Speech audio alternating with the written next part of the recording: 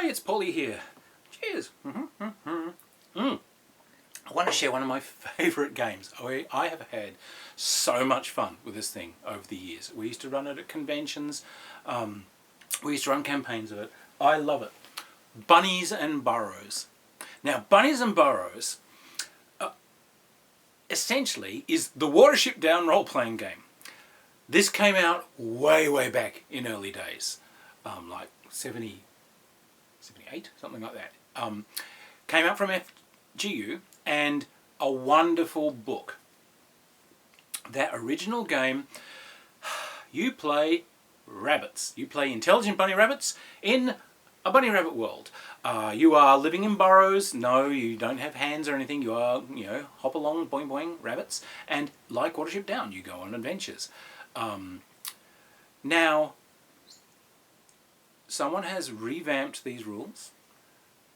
I was a little bit wary because this is such a beloved property. It's like, but no, it's brilliant. The redo is brilliant. It's a living game and it's great. Bunnies and Burrows, it lives. Wonderful.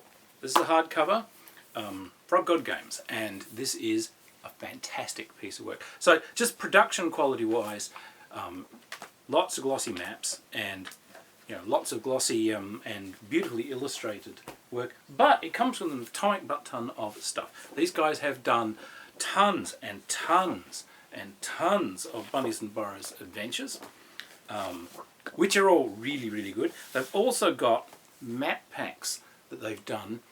They have put there is like a hex-based combat system. So these guys have done some interesting combat maps and maps of different areas that you might bump into. So there's an awful lot of support for this. So, Bunnies and Burrows. You are a rabbit. Hello, I'm looking for the little bunny rabbit.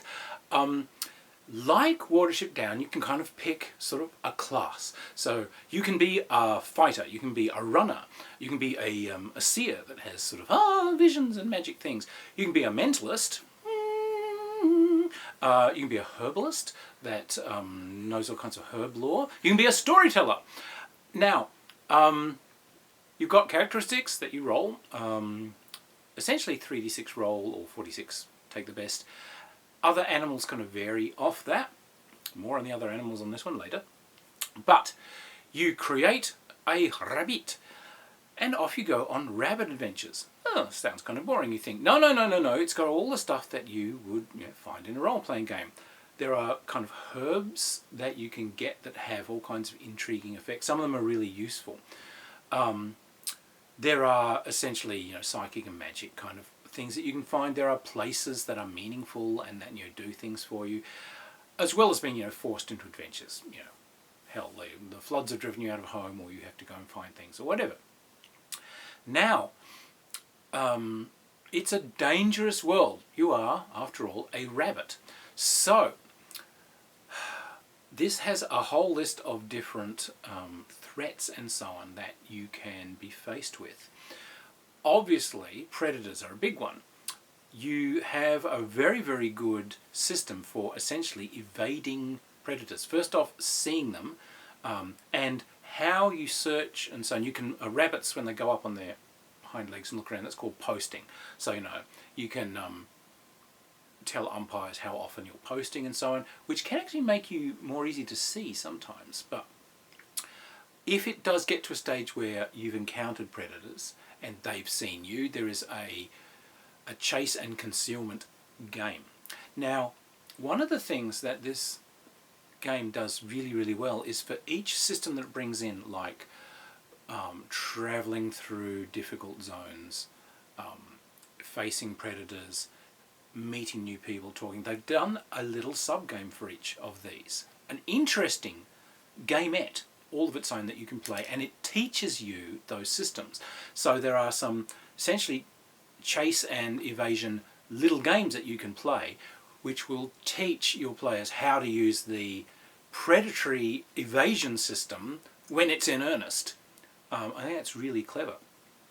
So evasion is very useful, and parties cooperating together can beat predators because you've got different things that allow you to distract and peel a predator off when it's after one of your things. Your storytellers can inspire you to run faster. Your sprinters can basically race past and make someone shear off, and the way you use the terrain. So if you've got like a hawk stooping in, it's like, yeah, if you like go back and forth along the line of a fence, it can't stoop on you, and eventually get to cover, and all these kind of really nice little tactics.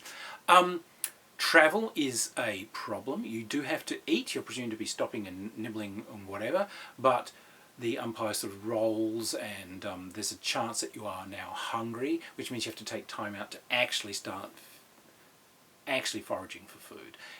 You can carry some stuff in your fur with you, so you can take a packed lunch with you. There's a problem with foraging because there are foods and things that you might not be familiar with. There are some high value foods that are good. They also kind of heal you. They can, bolster you up, do good things for you. And some of these are valued by other creatures, and you can trade them off to them.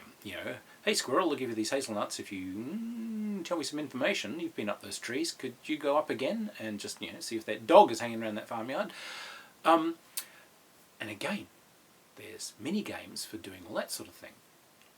Some of these environments that you go into are dangerous. They can make you sick. They can mire you down. They can tie you down. But there are also diseases and parasites. So you have to watch out for marshy areas. You can get hit with a lot of mosquitoes. Mosquitoes carry diseases and this sort of stuff. You end up having to sort of spend time physically grooming each other to remove parasites if you've been in areas where these can happen, because the parasites, they can subtly drag you down. Suddenly, as you get into an action sequence, the umpire can tell you, your guy hasn't got as much energy. Your guy doesn't move as fast. That's why you need the healers and herbalists in the party. It's like, no, he's got roundworm. No, he's got some sort of infestation. Or he's got some sort of horrible disease. And you can go on a quest to find the herbs to fix this. There are different animals you can be. It's designed for rabbits, but they have put other creatures there that you can sort of bump into and do as characters. So if you really wanted to, it's not really appropriate to run around like a Disney caravan with 2 raccoons, a squirrel, a tortoise, and 2 bunnies. It's like you're going to have trouble holding that together because they all move different rates, and yay! But it can be done, and if you wanted to play creatures, that is fine. There's a huge mass of predators. Now, the other funny thing is that the original game was set up as essentially Watership Down, British countryside. This has been done by clearly an American team. As an Australian, you always look at the animals and go, the what now? Because it's like, I was thinking of cottage gardens and, is it a kind of dream, etc. And no, here we've got a game with, wolverines and this and that. A mud cat. What the smeg is a mud cat? Are we talking snapping turtle? I don't know. Yeah, so a few things sent me to the internet, like, what the hell are you talking about, son? But so okay, it's it's a bit more dangerous than the British side. Plus, there's amongst all of the predators and so on, they have these wonderful entries for humans, and there's like a whole chapter on humans, because it's not just like, oh, there's a farm with a gun. No, humans are divided into different types with different behaviour patterns. Picnickers are different from school kids out on excursion, are different from hikers, are different from bird watchers. They've got all these different sort of people you can encounter. There's interesting things for the way experience is done. You get experience levels in your characteristics, and as your characteristics go up, you gain extra sort of abilities and so on within those characteristics. And your classes, there are extra abilities that are unlocked specifically for those classes as you go up different levels, in those characteristics. Now, the original game had a really, really cool combat system. There was a matrix. If you're fighting another bunny rabbit, you would sort of, you would pick your tactic secretly, and the other guy would pick their tactic secretly, and you'd cross-index them. What are you doing? I'm doing a roll and kick. Oh, this guy's doing a leap and bite. Oh, roll and kick is perfectly adapted to basically stopping that leap and bite. He springs at you, and you dive sideways and kick him in the head. So it would then break down to giving you your chance of hitting, and etc. These guys have kept the spirit of that. They don't do that anymore. But what you do is you pick a tactic for your rabbit when it's in combat.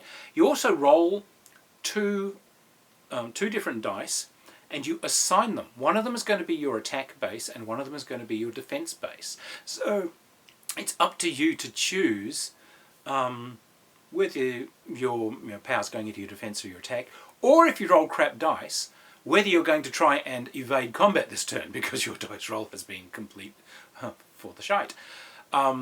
So yeah, it's kind of some interesting tactical choices to make there. And again, some of the tactics are sort of designed if someone's coming up behind you. Some of them are like very frontal. Fighter characters get more tactics that they can use. Runner guys get sort of all kinds of evasive things. Tricksters can kind of distract you. Interesting stuff. Part of the unspoken fun of this game is that, okay, there's expectations that this is normal world. You're running around having, bunny intricacies and fighting other rabbits who are trying to take over your territory, or, going on mighty quests to save your people. The usual role-play things. But we have had fun untold with this, putting it in different settings. Classics were, it's actually Gamma World. That's why you're intelligent animals. So you're bopping around and you've been told about man things, and oh, you've got to watch out because there's man stuff that does this and that. And, oh yeah, whatever, pal, I know. They've got, oh, men can somehow strike you down from a distance. We don't know how it's done. Yeah, it's a gun. No. It's mutants who shoot laser rays out of their eyes. You got to watch out for that stuff. Oh, you got to watch out for the carnivorous plants and the radiation areas, but you can find strange artifacts and, high-tech stuff, and, oh, you can break into these labs, and suddenly you've got armoured rabbits and rabbits doing wacky things. Turning those expectations down. Putting them in D&D world was another one. Oh, humans can do all this stuff through some kind of magic we don't understand. Yeah, whatever, pal. No, it really is magic. That's right. You can use it too. Get hold of those potions. Quick, use that scroll. Bunny rabbits wandering around with wands of frost tucked under one arm. Yahoo! You can have a riot of putting it in science fiction settings. Zack the Laser Ray Bunny was one of our great characters from a convention. People went through different doorways in a multi-dimensional thing and did end up in different worlds. I think one of the worlds they ended up in, it was the Herculoids. With Glorp and Gleep, the formless fearless wonders. And yeah, you can just have a riot with this thing. It makes a great holiday from elves and dwarves and half-orcs and kicking in the doors kind of playing, but it actually does make a brilliant game by itself. We've had so much fun with this thing. So look, I really highly recommend Bunnies and Burrows. It's a great convention game. If you ever see this thing running at a con, do it, play it. Embrace your bunny power and have some bunny fun. Big Bunny commands it. The production values on this are beautiful. It's a great piece of games writing. It's neat, it's well set out, it lays out tons of material for your world, and like I said, these little teaching games for things. So we're going to teach you this kind of movement system. Here's a game about making your way across an ice surface on a lake that's cracking. We're going to introduce things about telling stories and this sort of thing. Here is a riddle game that you can play. Here is a storytelling game you can play. There's weird things in this too, like,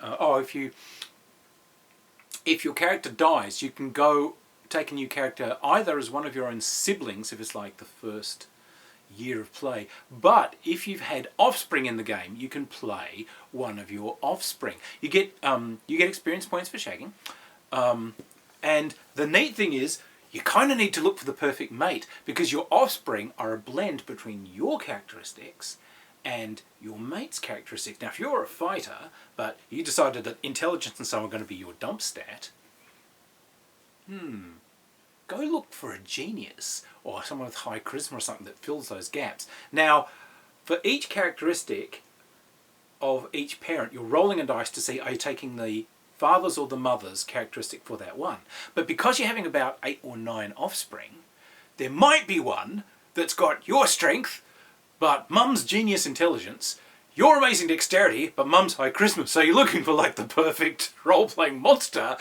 So, hey, I need more offspring. I didn't quite make the rolls. If I keep, I'll eventually have this horrible thing that will like dominate the game. And I quite like that.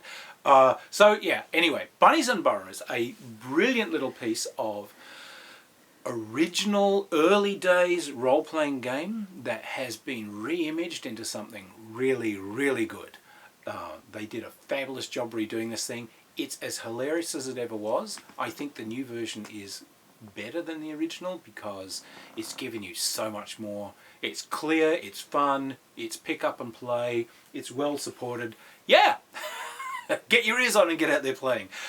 Cheers! And if you like the videos, yay, like, subscribe, find me on Patreon. Cheers!